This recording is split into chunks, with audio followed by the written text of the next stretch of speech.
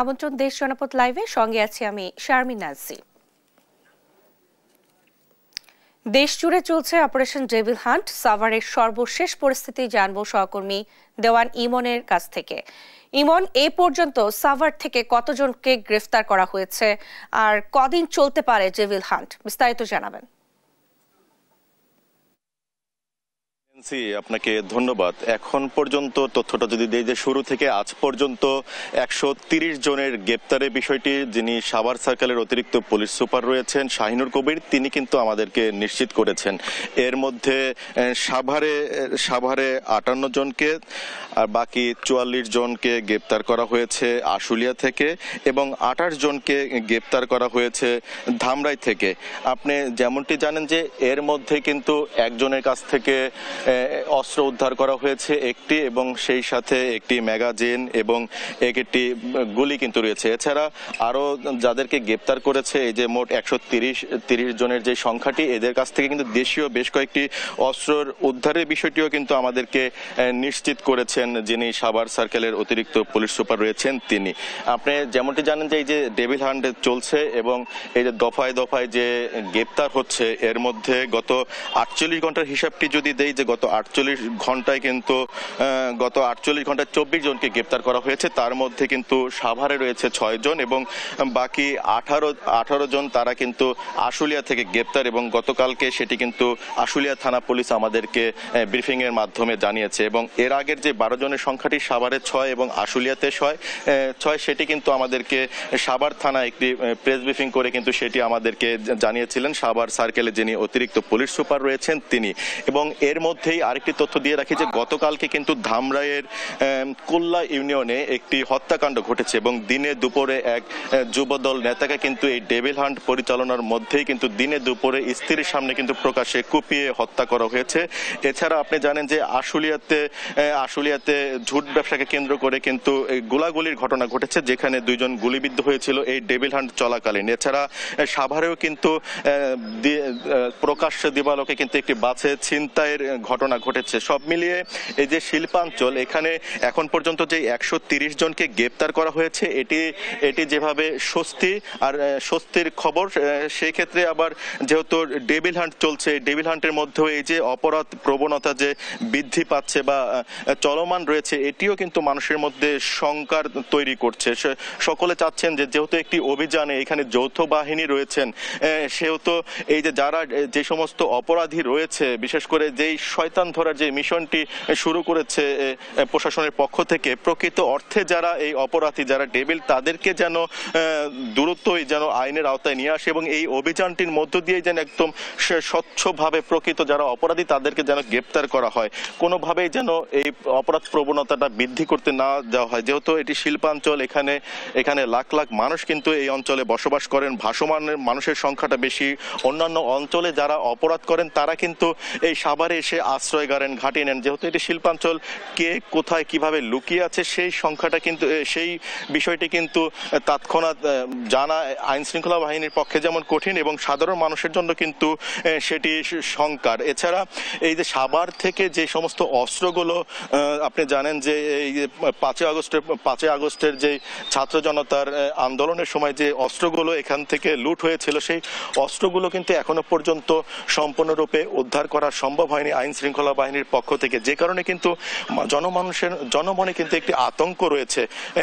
তারা বলছেন যে অতি দ্রুত এই সমস্ত অস্ত্রগুলো উদ্ধার করে এবং যারা এই প্রকৃত অপরাধী রয়েছে, যারা ছিনতাইকারী রয়েছে, যারা এই যে চাঁদাবাজ রয়েছে এবং যারা এই যে অপরাধ প্রবণতাটাকে সৃষ্টি করছে এবং জনমনে আতঙ্ক তৈরি করছে, তাদেরকে যেন অতি দ্রুত গ্রেপ্তার করা হয়। পাশাপাশি এই যে শিল্পাঞ্চলে যে সমস্ত অপরাধ প্রবণতাটা চলমান রয়েছে, সেগুলো যেন অতি দ্রুত কমিয়ে আনা হয়, এটি কিন্তু সাধারণ মানুষের আহ্বান আইন শৃঙ্খলা বাহিনীর প্রতি। নেন্সি। ইমন, আপনাকে ধন্যবাদ। দর্শক, সাভার থেকে আমাদের সঙ্গে যুক্ত হয়েছিলেন সহকর্মী দেওয়ান ইমন। 6 দফা দাবি মেনে না নেওয়ায় কুয়েটে এখনো স্বাভাবিক হয়নি পরিস্থিতি। এ নিয়ে আরো জানাতে ক্যাম্পাস থেকে যুক্ত হচ্ছেন সহকর্মী নূর ইসলাম রকি। ক্যাম্পাসে এখন কি পরিস্থিতি বিরাজ করছে? দাবি মেনে নেওয়ার ব্যাপারে প্রশাসন কিছু বলেছে কিনা, বিস্তারিত জানাবেন। কুয়েটে গত 18 ফেব্রুয়ারি যে সাধারণ শিক্ষার্থীদের উপর সংঘর্ষের ঘটনা ঘটছে, এরপর কিন্তু শিক্ষার্থীরা 6টি দফা দাবি দিয়েছিল এবং শিক্ষার্থীদের যে বক্তব্য সেটা হচ্ছে এই 6 দফা দাবি না মানা পর্যন্ত তারা কিন্তু আসলে আন্দোলনে থাকবে এবং আন্দোলনের অংশ হিসেবেই কিন্তু তারা একাডেমিক কার্যক্রম গুলাতে তালা মেরেছে এবং সর্বশেষ গতকাল রাতে কুয়েটের ভেতর যে উপাচার্যের যে বাসভবন আছে এই বাসভবনটিতে কিন্তু তারা তালা মেরে দিয়েছে বলে আমরা আপনারা দেখতে পাচ্ছেন দর্শক যে এর বাইরে কিন্তু সাধারণ শিক্ষার্থীরা কুয়েটের সকল কার্যক্রম আসলে বন্ধ করে রেখেছে এবং তারা কিন্তু ক্যাম্পাস ত্যাগ করে নাই, তারা কিন্তু বিশ্ববিদ্যালয়ের যে হোস্টেলগুলো আছে সেখানে অবস্থান করেছে।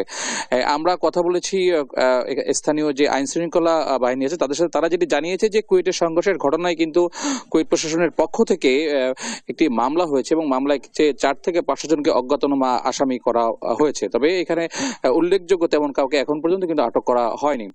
আমরা কুয়েটের প্রশাসনের সাথে কথা বলে যেটা জানতে পেরেছি যে তারা আমাদেরকে জানিয়েছে যে কুয়েটে উদ্ভূত পরিস্থিতিকে কেন্দ্র করে যে সিন্ডিকেট সভা হয়েছে সেই সিন্ডিকেট সভায় কিন্তু সাধারণ শিক্ষার্থীদের যে 6টি দাবি ছিল এই দাবির ভিতর 5টি দাবি কিন্তু আসলে মেনে নেওয়া হয়েছে, কিন্তু সাধারণ শিক্ষার্থীরা কিন্তু আসলে এর সাথে একমত। তারা বলছে যে 6 দফা দাবি মানলেও যে উদ্ভূত পরিস্থিতির কারণে শিক্ষার্থীদের নিরাপত্তা দিতে না পারায় কুয়েটের যে উপাচার্য, উপ উপাচার্য এবং ছাত্র কল্যাণ পরিচালককে যে পদত্যাগ তারা দাবি করছে সেটা কিন্তু মানা হয় না, যার ফলশ্রুতিতে সাধারণ শিক্ষার্থীরা কিন্তু এই 3 জনকে বর্জন করেছে এবং তারা কিন্তু শিক্ষা কার্যক্রম বন্ধ রেখে কুয়েট ক্যাম্পাসে অবস্থান করছে। ইতিমধ্যে তারা গত 2-1 দিন কিন্তু বিক্ষোভ কর্মসূচি করেছে এবং লাল কার্ড কিন্তু প্রদর্শন করেছে। কুয়েটের যে সকল রাজনৈতিক দলগুলো, ছাত্র সংগঠনগুলো আছে তাদেরকে লাল কার্ড প্রদর্শন করেছে, পাশাপাশি 3 জনকে বর্জনের জন্য তারা লাল কার্ড প্রদর্শন করেছে এবং তাদের সাধারণ শিক্ষার্থীদের একটাই দাবি যে কুয়েট রাজনৈতিক মুক্ত পরিবেশে থাকতে হবে এবং এই 3 জনকে তারা আর দেখতে চায় না, তারা নতুন প্রশাসনকে দেখতে চায়। এই উদ্ভূত পরিস্থিতিতে কুয়েটে কিন্তু শিক্ষা কার্যক্রমে একটু স্থবিরতা এসে পড়েছে। আমরা কথা বলেছি কুয়েটের এই সংঘর্ষের ঘটনায় যে তদন্ত কমিটি হয়েছে সেই তদন্ত কমিটির কর্তৃপক্ষের সাথে, তারা আমাদেরকে যেটা জানিয়েছে যে একাডেমিক কার্যক্রম বন্ধ থাকায়, ভবনগুলো বন্ধ থাকায় কিছুটা স্থবিরতা আসছে, তবে এই সংঘর্ষের ঘটনায় প্রাথমিক কিছু তথ্যপত্র কিন্তু তদন্ত কমিটির হাতে এসছে, কিন্তু সেটা তদন্তের সাথে এখনই প্রকাশ করা সম্ভব হচ্ছে না। কুয়েটের উপাচার্যের সাথে আমরা কথা বলেছি, উনি আমাদেরকে যেটা জানিয়েছে যে শিক্ষার্থীরা যে দাবি করেছে এই দাবির 6টির ভিতর কিন্তু 5টি সিন্ডিকেট সভায় অনুমোদন করা হয়েছে এবং এই ঘটনায় আইন শৃঙ্খলা বাহিনীকে কিন্তু তারা বারবার ক্যাম্পাসে আসার জন্য আহ্বান করলেও তা কিন্তু বিলম্ব হয়েছে এবং এই দায় তিনি নিতে চায় না। এবং সর্বশেষ যে তথ্য আমাদের কাছ থেকে এসেছে যে কুয়েটের উদ্ভূত পরিস্থিতিকে কেন্দ্র করে কিন্তু সাধারণ শিক্ষার্থীরা গতকাল প্রধান উপদেষ্টা বরাবর একটি স্মারকলিপি প্রেরণ করেছে এবং সেখানে কিন্তু যে 6 দফা দাবি আছে এই দাবিগুলো উল্লেখ করেছে। এদিকে কুয়েট শিক্ষক সমিতি গতকাল একটি বিবৃতি দিয়েছে এবং বিবৃতিতে তারা জানিয়েছে যে উদ্ভূত পরিস্থিতিকে কেন্দ্র করে যে সাধারণ শিক্ষার্থীদের দ্বারা কুয়েটের উপাচার্য সহ যেসব শিক্ষকরা লাঞ্ছিত হয়েছে এই ঘটনায় তারা তীব্র নিন্দা কিন্তু জানিয়েছে। তবে তদন্ত কমিটি এবং শিক্ষক সমিতি সবাই কিন্তু কুয়েট ক্যাম্পাস রাজনীতিমুক্ত করতে চায় এবং এই ব্যাপারে একমত আছে। কুয়েট থেকে এটা ছিল আমার কাছে সর্বশেষ সংবাদ। রকি, আপনাকে ধন্যবাদ। দর্শক, খুলনা থেকে আমাদের সঙ্গে যুক্ত হয়েছিলেন সহকর্মী নূর ইসলাম রকি। লক্ষ্মীপুরের আদর্শ সামাদ সরকারি উচ্চ বিদ্যালয় মাঠে গণজমায়েতের প্রধান অতিথি হিসেবে বক্তব্য রাখছেন জামায়াতের আমির ডাক্তার শফিকুর রহমান। আমরা সরাসরি চলে যাচ্ছি সেখানে। ঘটেছে আজকে আপনারা পিছান, আমি দেখতে চাচ্ছি আপনারা পিছাচ্ছেন, পিছান, আরো পিছান। এই যে রেলিংয়ে যারা বসে আছেন তারা এখান থেকে সরে যান, এভাবে বসবেন না, সরেন, ভিতরে সরেন। বাস ধরে যারা আছেন তারা পিছনে যান, হঠাৎ করে বাসটা ফসকে গেলেই কিন্তু বড় বিপদ ঘটে যাবে। আপনারা ঢুকেন, ভিতরে ঢুকেন। এই যে বসে আছেন আপনারা ভিতরে ঢুকেন, আরো ভিতরে যান, একটু ভিতরে যান, ভিতরে যান আপনারা। না, আপনারা কিন্তু সরেন নাই, আমি যেভাবে আশা করছি এইভাবে সরেন নাই, আরো সরতে হবে আপনাদেরকে। ওই যে লক্ষ্মীপুরের আদর্শ সামাদ সরকারি উচ্চ বিদ্যালয় মাঠে গণজমায়েতে প্রধান অতিথি হিসেবে বক্তব্য রাখছেন জামায়াতের আমির ডাক্তার শফিকুর রহমান। আমরা সরাসরি চলে যাচ্ছি সেখানে। বরঞ্চ তার বিরুদ্ধে গর্জে উঠে প্রতিবাদ করে, প্রতিরোধ করে, যুদ্ধ করে বিজয়ী হয়, হয় শহীদ হয়, না হয় গাজী হয়, মাঝখানে আর কিছু থাকে না। এরা এই আন্দোলন করতে গিয়ে শত শত যুবক, শ্রমিক, মেহনতি মানুষ, সাধারণ মানুষ জীবন দিল। ৩৪,০০০ মানুষ গুরুতর আহত হয়ে পঙ্গু হয়ে গেল। কারো দুটি চোখ নেই, কারো দুটি পা নেই, কারো এক পা নেই, কারো এক হাত নেই। কেউ মেরুদণ্ডে গুলিবিদ্ধ হয়ে বাসায় কিংবা হসপিটালে একটা জীবন্ত লাশ হয়ে আছে। উঠে বসতে পারে না, নিজের প্রয়োজন সারতে পারে না, তাকে চালানোর জন্য 1 বা 2 জন মানুষের সহযোগিতা প্রয়োজন হয়। এত ত্যাগের পরে সমাজে অন্তত লক্ষ্মীপুরে কোনো চাঁদাবাজি নাই। লক্ষ্মীপুরে চাঁদাবাজি আছে? শিওর আপনারা? এখানে কোনো দুর্নীতি নেই, এখানে কেউ কোনো কিছু অন্যায়ভাবে দখল করে না, এই সবগুলো আছে। যারা এগুলা করেন তারা কোন দলের, তারা কোন ধর্মের, তারা কোন প্রজাতির, তারা কোন গোষ্ঠীর, এটা না দেখেই বিনয়ের সাথে অনুরোধ করব, বন্ধুরা দয়া করে ওই শহীদদের রক্তের প্রতি একটু সম্মান দেখাও। আমাদের শহীদদের রক্তকে তোমরা অপমানিত করবা না, এ অপকর্ম ছেড়ে দাও। তোমাদের যদি খাওয়ার অভাব হয়, আমরা আশ্বস্ত করছি এই সমস্ত মানুষগুলা মিলে আল্লাহ আমাদেরকে যে নিয়ামত এবং রিজেক দিয়েছেন আমরা ভাগ বাটুরা করে খাবো। তবুও তোমরা চাঁদাবাজি ছেড়ে দাও, দখল বাণিজ্য ছেড়ে দাও, তোমরা মানুষকে কষ্ট দিও না। আলহামদুলিল্লাহ, বাংলাদেশের জনগণ সাক্ষী, বিশ্ববাসী সাক্ষী। 2009 সালের 10 জানুয়ারি আওয়ামী লীগ ক্ষমতায় আসার পর 2024 সালের 5ই আগস্ট পর্যন্ত যেই দলের সবচেয়ে বেশি সংখ্যক শীর্ষ নেতাকে খুন করেছে তার নাম হচ্ছে বাংলাদেশ জামাত ইসলামী। এক এক করে 10 জনকে খুন করেছে, আর আল্লাহ একজনকে বাঁচিয়ে রেখেছেন। তিনি হচ্ছেন আমাদের ভাই এটিএম আজহারুল ইসলাম। আফসোসের বিষয়, 6টি মাস চলে গেল, বাংলাদেশ ফ্যাসিবাদীদেরকে তাড়ালো, কিন্তু ফ্যাসিবাদের বোঝা এখনো এটিএম আজহারুল ইসলামের ঘাড়ের উপরে রয়ে গেল। এক এক করে জাতীয় নেতৃবৃন্দ সবাই বের হয়ে আসলেন, এখনো আজহারুল ইসলাম অন্ধকার প্রকোষ্ঠে থেকে গেলেন কারাগারে। তাই আমি মনের কষ্ট নিয়ে সেদিন বলেছি যে আজহার ভাইকে ভিতরে রেখে আমি আর বাইরে থাকতে চাই না। আমি সরকারকে অনুরোধ করেছি আগামী 25 তারিখ আমি স্বেচ্ছায় নিজেকে। দর্শক, লক্ষ্মীপুরে গণজামায়াতের প্রধান অতিথি হিসেবে বক্তব্য রাখছিলেন জামায়াতে আমি ডাক্তার শফিকুর রহমান। আমরা সরাসরি সেখানেই যুক্ত ছিলাম। ভোলা ও নেত্রকোনার বাজারগুলোতে দেখা দিয়েছে বোতলজাত সয়াবিন তেলের সংকট। এই নিয়ে আরও জানবো সহকর্মী ছোটন সাহা ও জিয়াউর রহমানের কাছ থেকে। প্রথমেই যাচ্ছি ভোলায়। ছোটন, এই সংকট সৃষ্টির পেছনে কি কারণ রয়েছে, কি বলছেন ক্রেতা বিক্রেতারা, বিস্তারিত জানাবেন।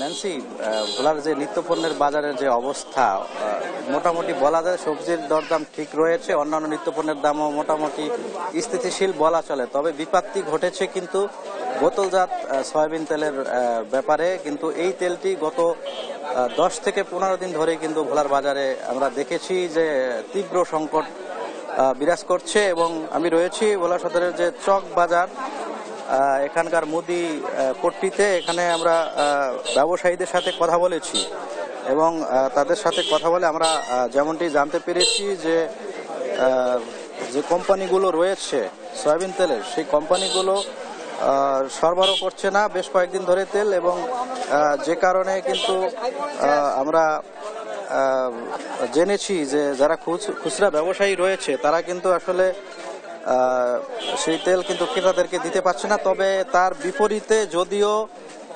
বিপরীতে আমরা জেনেছি যদিও যে খোলা যে তেল, সেই তেল কিন্তু পাওয়া যাচ্ছে, কিন্তু সেই তেলের দামও কিন্তু চড়া। বাজারগুলোতে একটু আমরা বাজারের পরিস্থিতি একটু কথা বলবো ব্যবসায়ীদের সাথে। একটু আপনার কাছে জানতে চাই, এই যে বোতলজাত তেল কেন সংকট, দিতে পারছেন না কেন? আসসালামু আলাইকুম।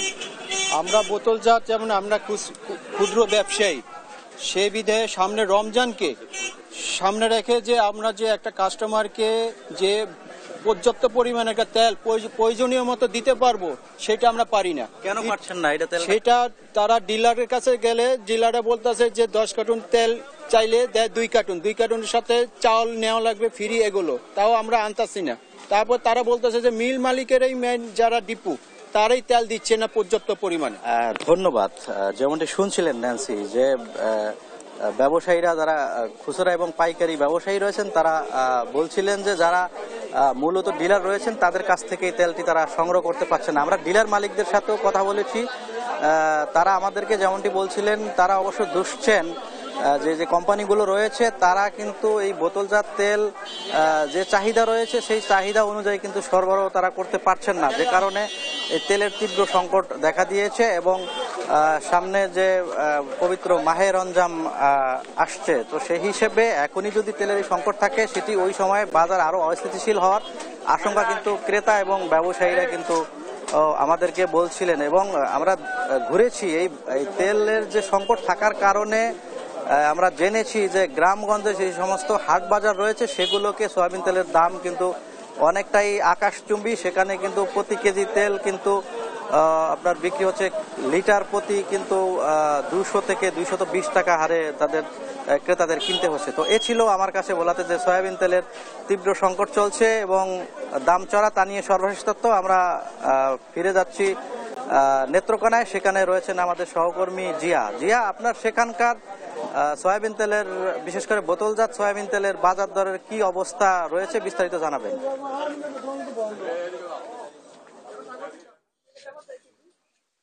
ছোটন, আপনি যেমনটি বলছিলেন যে নেত্রকোনার যে সয়াবিন তেল, বিশেষ করে যে ভোজ্য তেলের যে বাজারের অবস্থা, সেটি কিন্তু ক্রেতা এবং বিক্রেতা যারা আছেন সবাই কিন্তু আসলে এই তেল নিয়ে খুব বিড়ম্বনায় রয়েছেন।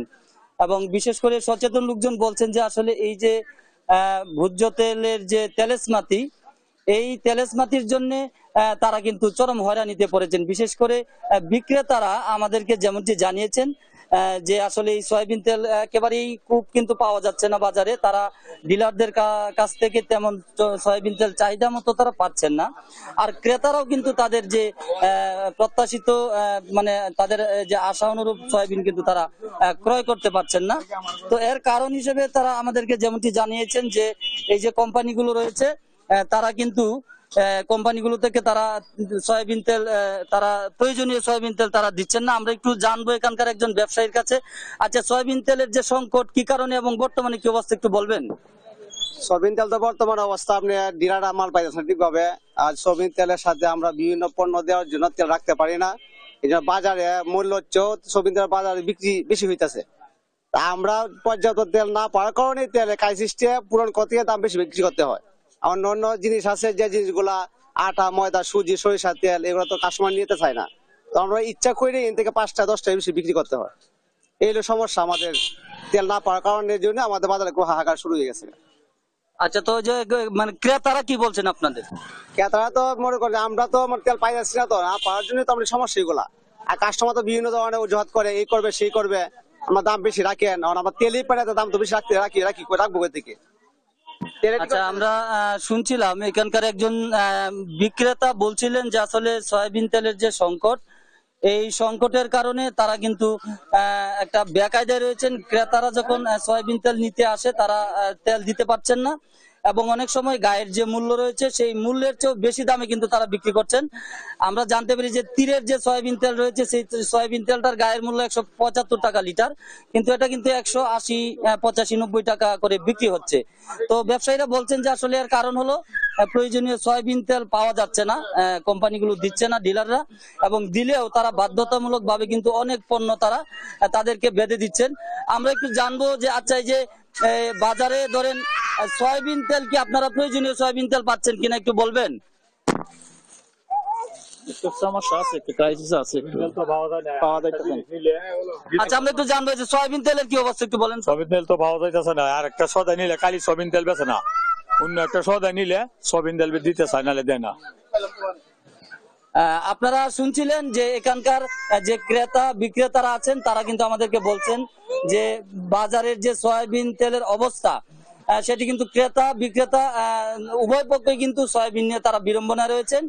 তারা প্রত্যাশা করছেন যে সংশ্লিষ্ট প্রশাসন নেত্রকোনার যে হাট বাজারগুলো রয়েছে আসন্ন পবিত্র মাহে রমজানকে সামনে রেখে তারা বাজার মনিটরিং করবেন এবং এই ভোজ্য তেলের সরবরাহ তারা বৃদ্ধি করবেন, যাতে এই তেলটাকে সহজলভ্য করা যায়, সেজন্য তারা প্রয়োজনীয় ব্যবস্থা নেবেন। তো ন্যান্সি, এই ছিল আমার কাছে নেত্রকোনা থেকে সয়াবিন তেলের সংকট নিয়ে সর্বশেষ পরিস্থিতি। জিয়াউর রহমান, আপনাকে ধন্যবাদ। দর্শক, ভোলা এবং নেত্রকোনা থেকে আমাদের সঙ্গে যুক্ত হয়েছিলেন সহকর্মীরা। সপ্তাহের ব্যবধানে চাঁদপুরের মাছঘাটে ইলিশের দাম বেড়েছে কেজি প্রতি 500 থেকে 600 টাকা। 1 কেজি ইলিশ বিক্রি হচ্ছে 3000 টাকায়। আরো জানাতে যুক্ত হচ্ছেন সহকর্মী শরীফ আহমেদ। শরীফ, দাম বাড়ার কি কারণ, এতে ক্রেতাদের প্রতিক্রিয়া কেমন দেখছেন, বিস্তারিত জানাবেন। ন্যান্সি, আসলে দাম বাড়ার কারণ হচ্ছে এখানে যে চাঁদপুরের পদ্মা মেঘনা নদী রয়েছে, এখানে কাঙ্ক্ষিত ইলিশ পাচ্ছেন না জেলেরা। অর্থাৎ যে পরিমাণ ইলিশ পাচ্ছেন সেটি একেবারে অপ্রতুল। এই ঘাটে কিন্তু প্রতিদিন চাহিদা রয়েছে 100 থেকে 150 মন ইলিশের, সেখানে ঘাটে ইলিশ আসছে 10 থেকে 15 মন। এতে করে মাছের প্রাপ্যতা এবং আমদানি কমে যাওয়ায় কিন্তু দাম বেড়েছে আপনার কেজিতে 500 থেকে 600 টাকা। আমি এখানে সকালে কথা বলেছি, এখানে যারা দেশের বিভিন্ন জায়গা থেকে ক্রেতারা এসেছেন তারা বলছেন যে এখানে ইলিশের দাম কিন্তু আকাশ ছোঁয়া। অর্থাৎ গত সপ্তাহ থেকে কিন্তু কেজিতে হুট করে দাম বেড়ে গেছে 500 থেকে 600 টাকা।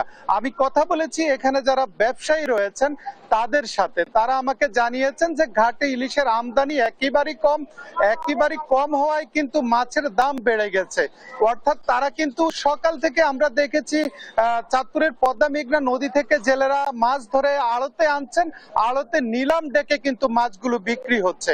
আমি এখানে কথা বলেছি চাঁদপুরের পদ্মা মেঘনার যে জেলেরা রয়েছেন, তারা বলছেন মা ইলিশ রক্ষা অভিযান শেষে কিন্তু তারা কাঙ্ক্ষিত ইলিশ পাচ্ছেন না, সামান্য ইলিশ পাচ্ছেন। এতে করে কিন্তু তারা হতাশ হয়ে পড়েছেন। তারা বলছেন যে মৌসুমের শুরুতে কিন্তু তারা ধার দেনা করে নৌকা এবং জাল মেরামত করেছেন, কিন্তু জাল মেরামত করার পরও কিন্তু তারা এখন তাদের ঋণগুলো শোধ করতে পারছেন না। আরেকটু কথা আমি বলে রাখি, এই যে ফেব্রুয়ারি মাস, অর্থাৎ আজকে কিন্তু 22 তারিখ, এই 28 তারিখ পর্যন্তই কিন্তু চাঁদপুর মাছঘাটে ইলিশের বেচা কিনা চলবে। আগামী মার্চ এবং এপ্রিল এই 2 মাস কিন্তু ইলিশ ধরা বন্ধ। চাঁদপুরে ঝাটকা রক্ষা অভিযান চলবে, এই সময়টাতে নদ নদীতে সকল ধরনের মাছ ধরা বন্ধ। তো এখন মৌসুমের শেষের দিকে দাম বাড়ায় কিন্তু ক্রেতারা হতাশ হয়ে পড়েছেন। অপরদিকে ব্যবসায়ীরাও বলছেন যে আসলে এই সময় যে মাছের আমদানি কমে যাওয়ায় কিন্তু দাম বাড়ায় তারা কিন্তু ব্যবসানের লোকসানের মুখে পড়েছেন। তো তারা আশা করছেন যে আগামী দিন থেকে ইলিশের প্রাপ্যতা যদি বাড়ে তাহলে দাম কিছুটা কমে আসবে। তো ন্যান্সি, এই ছিল চাঁদপুর মাছঘাট থেকে আমার কাছে সর্বশেষ। শরীফ, আপনাকে ধন্যবাদ। দর্শক, চাঁদপুর থেকে আমাদের সঙ্গে যুক্ত হয়েছিলেন সহকর্মী শরীফ আহমেদ। অবৈধ পার্কিং ও ইজি বাইক, অটোরিকশার দৌরাত্মে যানজট সমস্যা বেড়েই চলেছে যশোর নগরীতে। আরো জানাতে যুক্ত হচ্ছেন সহকর্মী সালাউদ্দিন সাগর, এতে কি কি ভোগান্তি পোহাতে হচ্ছে জনসাধারণকে? যানজট নিরসনে সংশ্লিষ্ট কর্তৃপক্ষ কোনো উদ্যোগ নিয়েছে কিনা, বিস্তারিত জানাবেন। ধন্যবাদ ন্যান্সি আপনাকে। যশোর শহর আসলে যানজটের নগরীতে পরিণত হয়ে গেছে বলা চলে। সাধারণ জনগণ আমাদেরকে এমনটাই জানিয়েছেন। আসলে যশোর শহরে বেলা বাড়ার সাথে সাথে কিন্তু যানজটটা বাড়তে থাকে।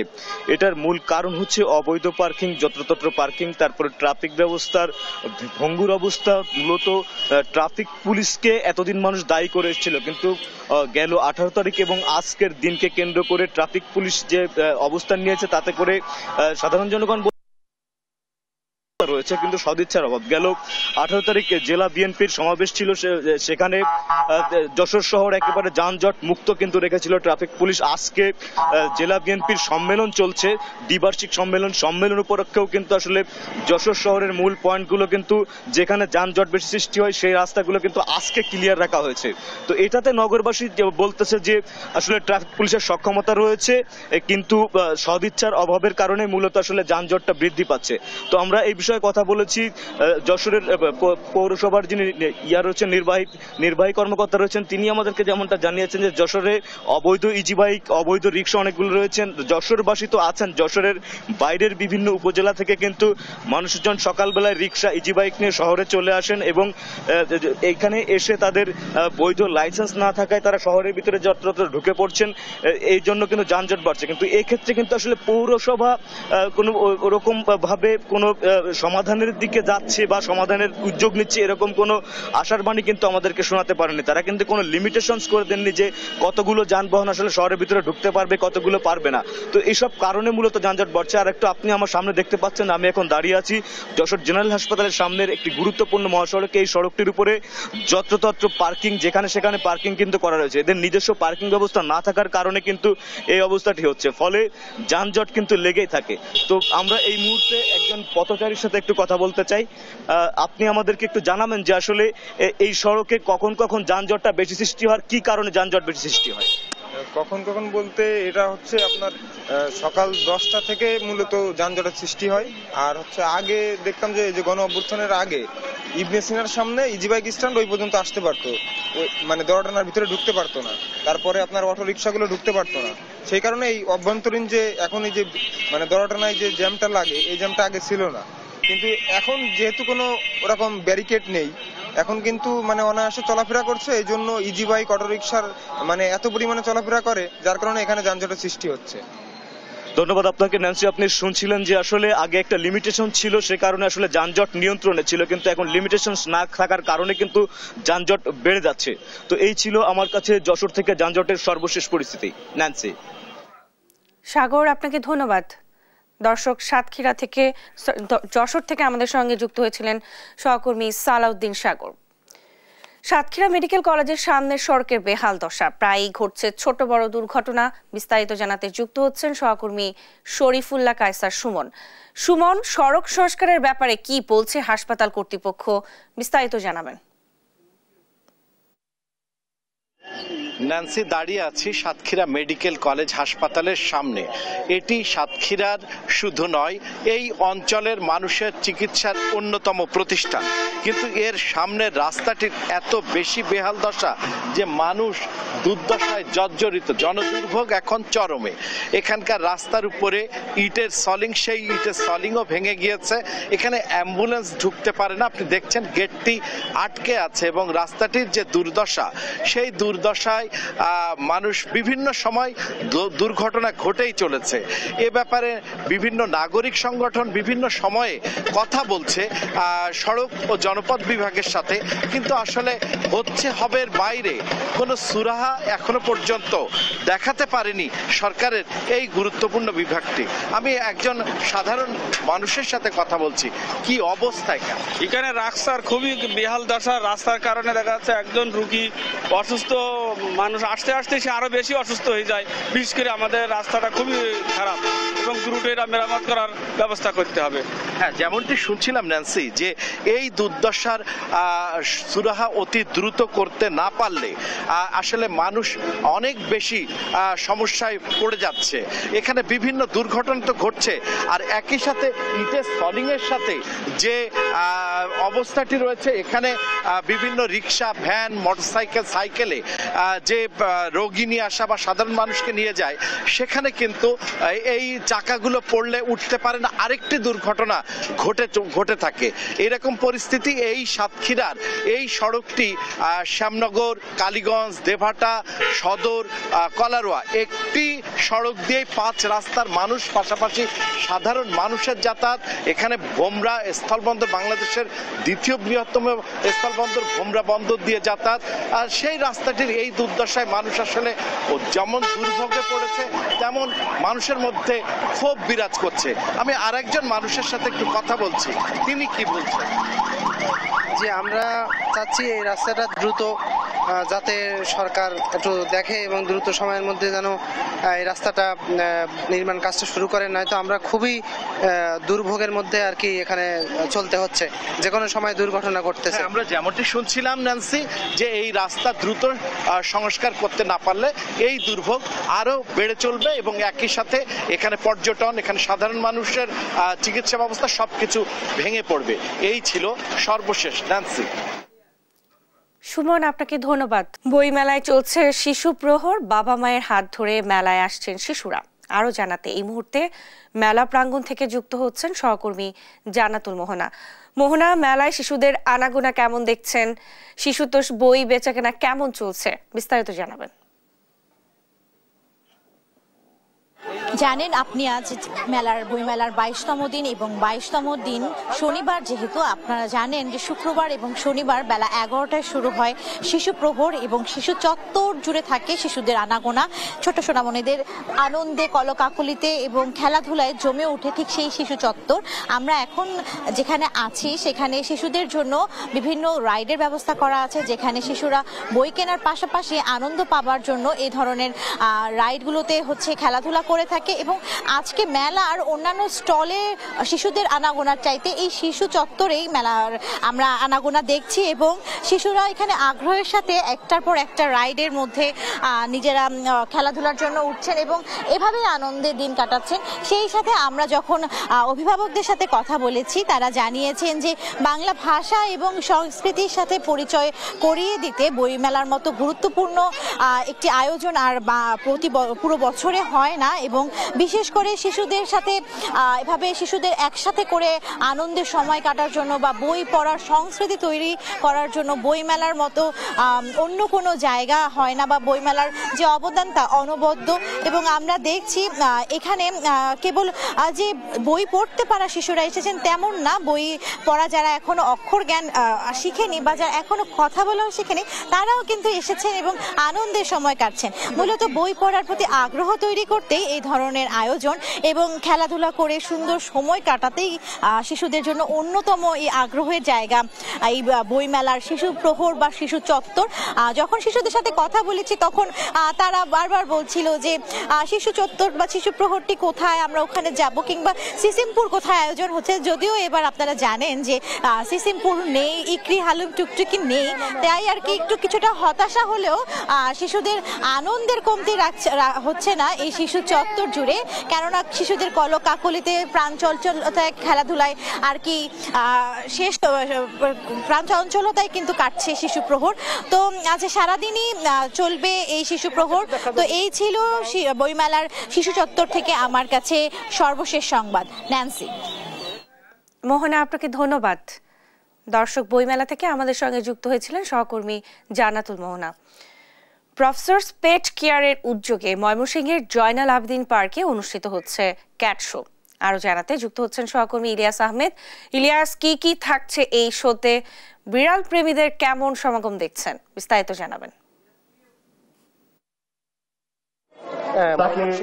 শহরের প্রায় শতাধিক ক্যাটশুতে অংশগ্রহণ করেছেন। অর্থাৎ এই ক্যাটশুতে আমরা দেখেছি যে সকাল থেকেই বিড়াল প্রেমী যারা আছেন তারাও কিন্তু অংশগ্রহণ করেছেন এবং আয়োজক যারা রয়েছেন অর্থাৎ প্রফেসর পেট কেয়ার সংগঠনটি বলছেন যে প্রায় শতাধিক বিড়াল কিন্তু এই ক্যাটশুতে অংশগ্রহণ করেছেন। অর্থাৎ আমরা দেখেছি যে যারা বিড়াল লালন পালন করে থাকেন তারাই কিন্তু মূলত তাদের বিড়ালগুলোকে নিয়ে এই ক্যাটশুতে এসেছেন এবং এখানে কিন্তু এই বিড়ালদের ফ্রি ভ্যাকসিন দেওয়া হচ্ছে। এরপর র্যাম শো অনুষ্ঠিত হবে এবং বিড়াল যারা নিয়ে এসেছেন তাদের মাঝে কিন্তু পুরস্কার বিতরণ করা হবে। অর্থাৎ আয়োজকরা বলছেন যে মানুষকে উৎসাহিত করতে বিড়াল লালন পালনে তারা এই আয়োজন করেছেন। অর্থাৎ আমরা দেখেছি গত 2 মাস ধরে কিন্তু তারা প্রচারণা চালিয়েছেন এবং বেশ সাড়া জেগেছে।